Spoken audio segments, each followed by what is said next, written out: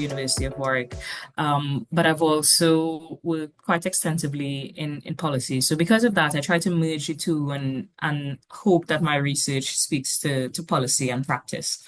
In the talk today, I'll draw a lot on my research from Sierra Leone. I'm not sure if anyone in the discussion is from Sierra Leone today, but Sierra Leone is a post-conflict country, is low income, West African. So there are lots of lessons that can be taken from the Sierra Leonean context to other countries in sub-Saharan Africa and other developing countries elsewhere as well. If we just skip forward in the slides, or maybe if you give me the ability to do that. Right, so there we are. Okay. Can I control the slides? No, but do you want to share? I can share it if you want, you can tell me when you have to for the next slide. Okay. Okay. Can you go to the next slide? Okay. So just before we go into discussing some of the challenges and potential solutions, I just want to give a bit of context. So this is a graph taken from the Education Finance Watch for 2024. And we see that three groups of sources of education spending.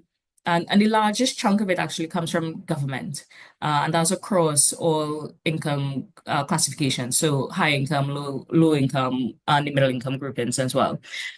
We see a lot more coming from development assistance for low income countries and low middle income countries, and that's to be expected. But we also see that a lot of it comes from households, and this is just out of pocket spending on education.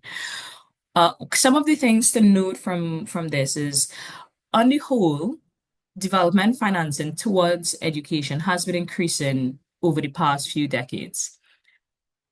So has spending by government, so has spending from households, but it remains significantly below what is necessary to achieve the SDGs. And part of that is because population has been expanding. So in terms of the per unit spend on student, is not actually expanding at the rate that we would expect it to. So this sort of gives us the context to argue that we're not spending as much as we should, one, but what we are spending, we should ensure that it has the best value for money and attempt to maximize whatever benefits we can to the recipients in developing countries and also to these developing countries as a whole. So what do we hope to achieve from, next slide, please, from this type of education spending? So what a lot of this presentation is going to talk about is what goes wrong in some of these instances. And I'm going to draw on my research in Sierra Leone to discuss this. So how can we smooth that education to work transition in a way that helps us to achieve these objectives that we would like to see in terms of quality education, relevant training, and linking this back to the Sustainable Development Goals. So I'll discuss three issues. I'll look at targeting and design, I'll look at implementation, and then monitoring and evaluation, M&E. Next slide, please. So before we go in to talk about these issues, I just want to give you a little bit of context on Sierra Leone so that you can see where this is situated in terms of the development landscape. So in Sierra Leone, there's been a lot of expansion in skills and training since the war ended in 2002, and this has been, as the data shows, government has been spending more, households have been spending more, and international development partners have also been spending more.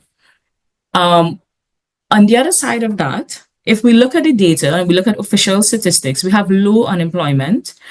But when we get to the micro level data, we see very high levels of underemployment, very high levels of informality, and very high levels of precarity.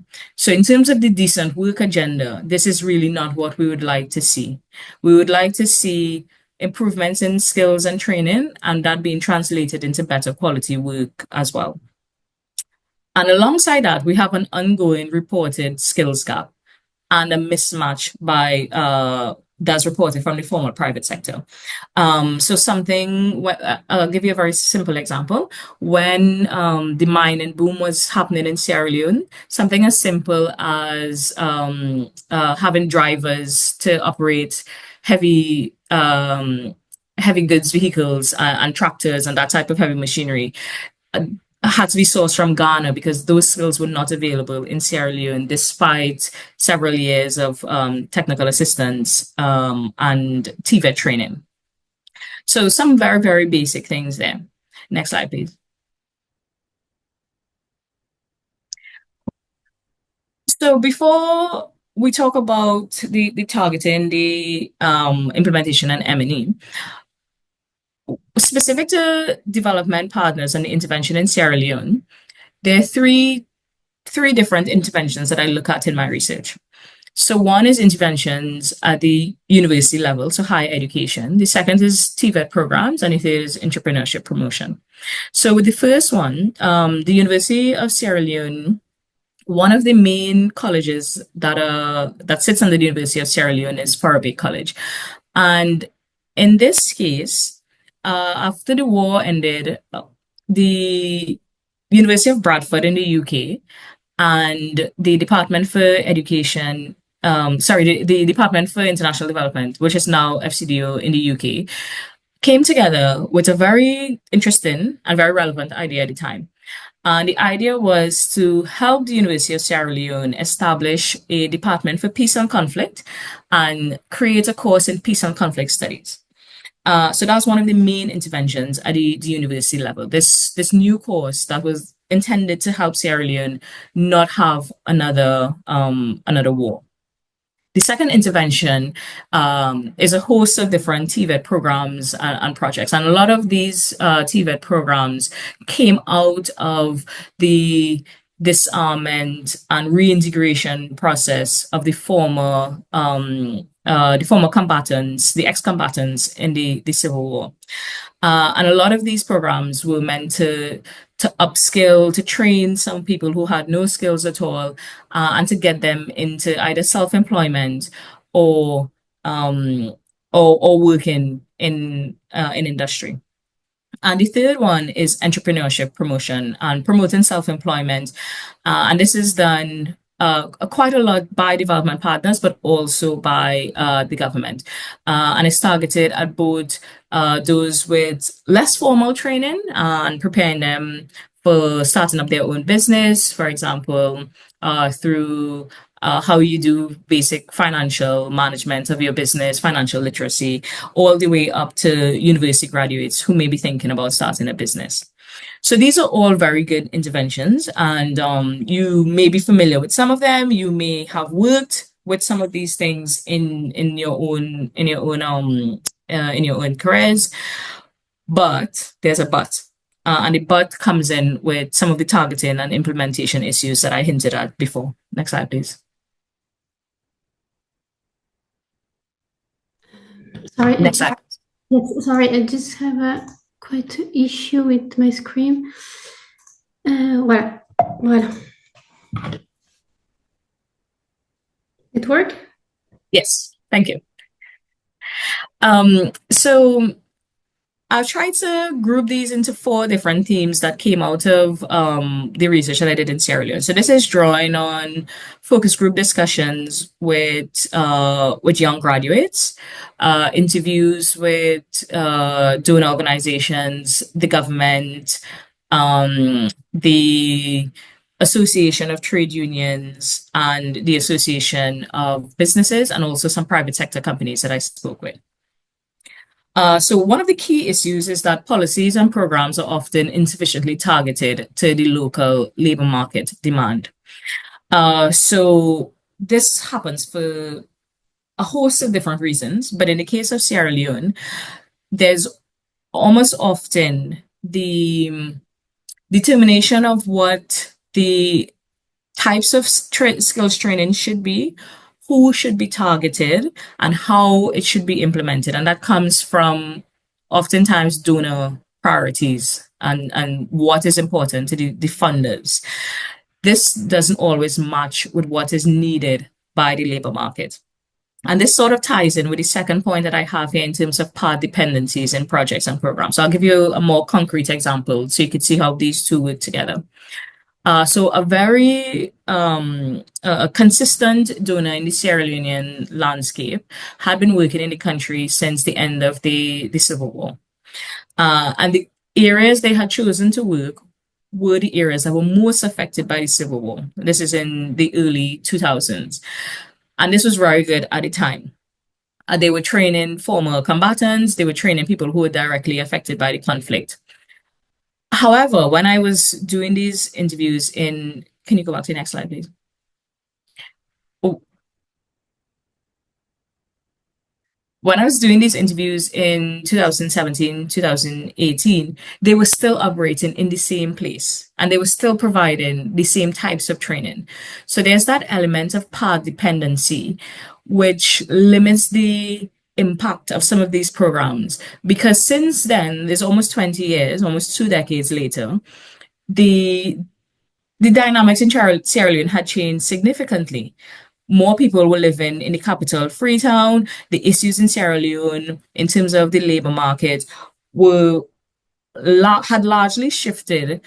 There will always be issues in terms of rural needs and unemployment of people in the rural areas.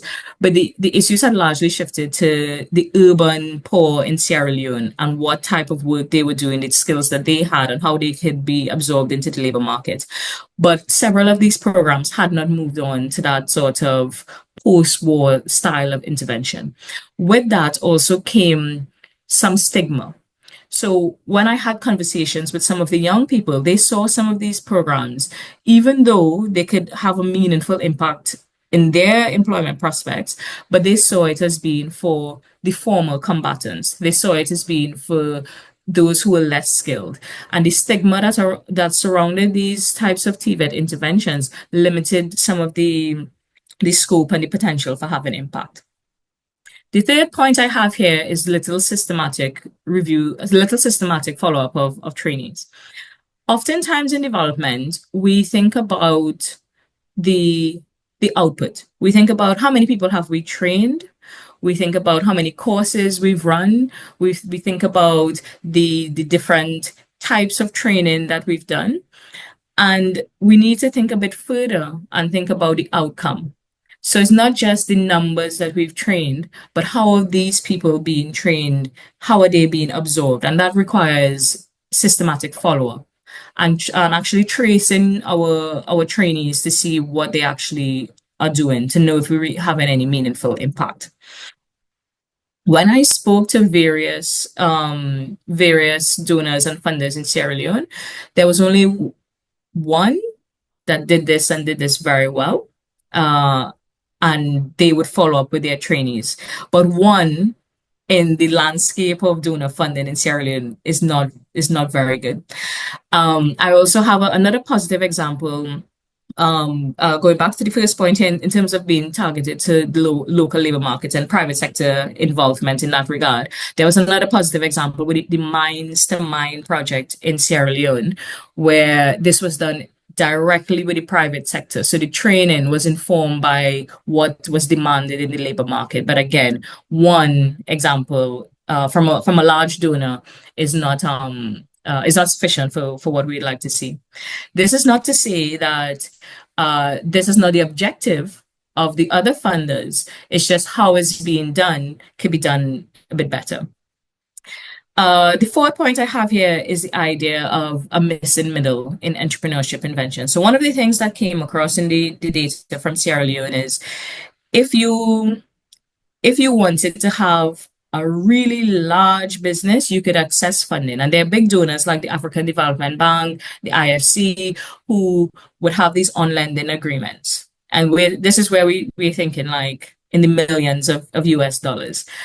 If you are a petty trader, a subsistence farmer, and you want to scale up a little bit, and you more at the lower end of the in terms of the size, your SME or even micro and not just small, you can get funding as well. And you can get funding through some of these microfinance schemes. But there was a missing middle. So, for example, I had some of my I used to lecture at university in Sierra Leone.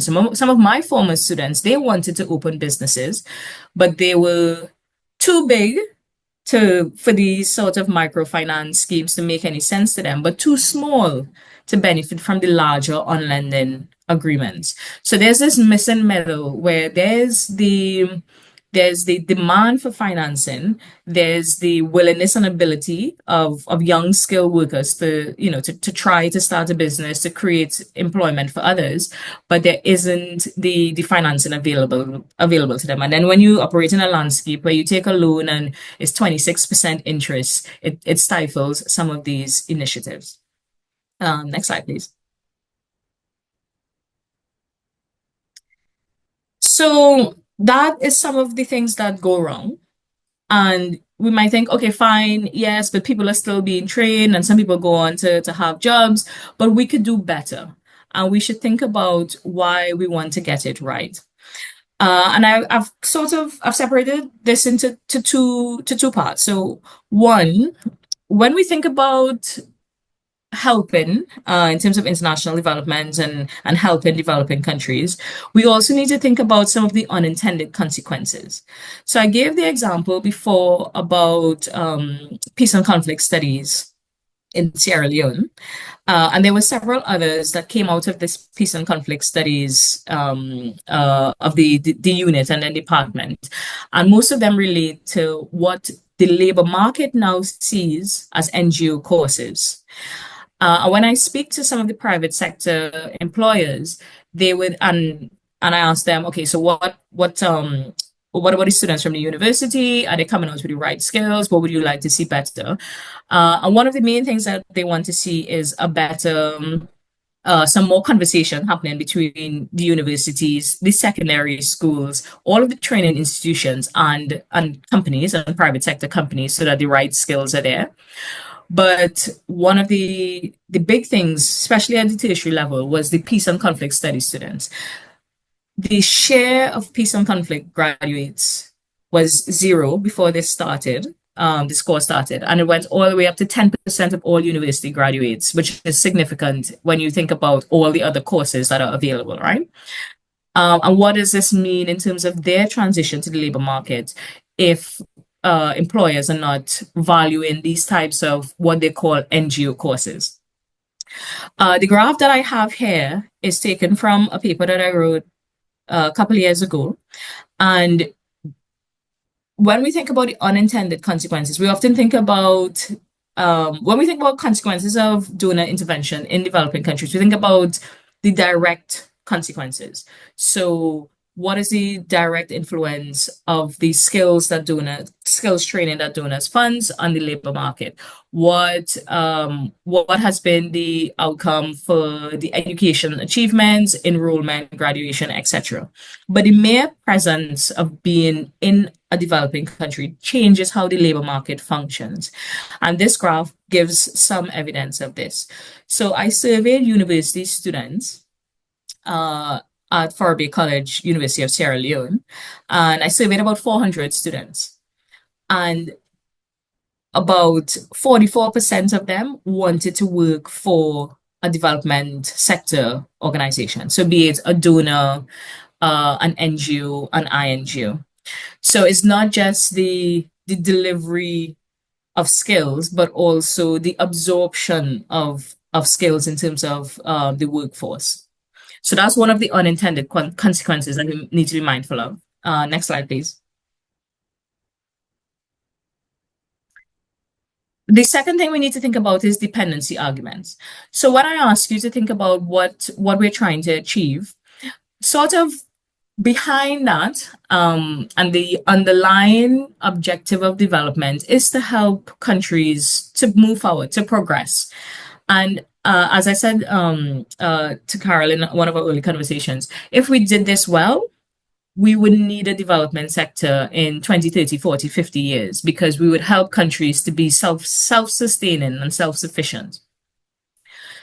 But we need to rethink this when we think about the education to work transition and that continuum. Because if we are in a space where training is leading to continued informality, continued precarious employment for those being trained, then countries would not be able to grow as fastly as they can, because when we have high levels of informality, from the literature, we have lower levels of growth. We would have lower levels of tax collection from the government, because if there's lots more informality, then government can't collect taxes. They can't collect taxes. They can't spend on health and education and other social spending infrastructure needed for the country. And we also need to think about the links between precarity, informality, and conflict. And there's a big literature on conflict and civil unrest, and how in such contexts it's easier to mobilize, especially young people who are trained but cannot find work, cannot find quality work, and how it's easy to mobilize these people for political conflict, for social conflict, and this is not what we need to be. This is not what we would like to be seen in terms of our development objectives. Last slide. So how can we improve? So we could think about targeting and design. So in terms of targeting and design, we need to think about what the labor market needs, because a lot of interventions are on the labor supply side in terms of workers and training, but that needs to be matched with the labor demand. What do firms want? What are the skills that are needed? And how can we bridge that gap a bit more, a bit better? In terms of implementation, we need to ensure the quality, and I'll give you an example here. So one of the donors, they were providing a training for general population, anybody who wanted to come in. But one of the things that they were not doing is providing a certificate that was recognized, so they can take this certificate after, and that signal is quite important. And as I said before, better M&E in terms of not just how many we've trained, but what are these people doing, and are they actually progressing to quality employment? And if not, how can we make that better? So all of this needs to be considered in terms of funding cycles, because yes, I know sometimes funding is for 1 year, it might even be for 3 months, and some of the things that I'm talking about here requires long-term shift in terms of the paradigm. We also need to think about donor priorities, because donors are accountable to their populations, yes, but how can we better bridge this with the local needs and the needs of our recipient countries? And of course, we need to think about the budget constraints, as I started with. But when we do spend, we need to think about how we can get the best value for that. Next slide. And this is where I think there's scope for localization, and there's scope for better involvement and engagement with people on the ground who've been doing this for a number of years in developing countries, but particularly with the private sector, and just ensuring that those skills that we are providing is what is needed and necessary in the labor market. I think that's the end. Yes.